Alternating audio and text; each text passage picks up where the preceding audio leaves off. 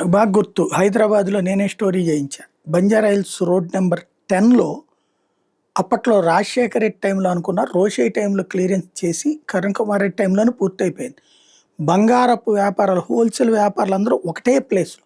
దానికి pure security. అక్కడే బంగారానికి సంబంధించిన నగల తయారీల దగ్గర నుంచి, బంగారం, వజ్రాలు ఇవన్నీ అమ్మడానికి సంబంధించి అదంతా కంప్లీట్. ఎందుకంటే, ఒక్కో చోట ఒక్కో బంగారపు కొట్టు ఉంటది. ఒక్కో చోట ఒక్కొక్క రకం ఉంటది. అక్కడ సెక్యూరిటీ వాళ్ళు ప్రైవేట్‌ది ఏర్పాటు చేసుకుంటారు. చాలదు. ఈ దాడులు జరుగుతుంటాయి, ఈ ఎత్తుకుపోవడాలు జరుగుతుంటాయి ఇయన్నీ. అదే అక్కడ కాంప్లెక్స్‌లో అయితే గనక గౌరీశంకర్ నగర్ ఆపోజిట్‌లో ఉంటుందది రోడ్డు మీదనే. ప్రధాన ప్రదేశానికి ఆనుకుని ఉంటుంది. బిల్డింగులు గూడా కట్టేశారు. బట్ అది అట్లా వదిలేశారు.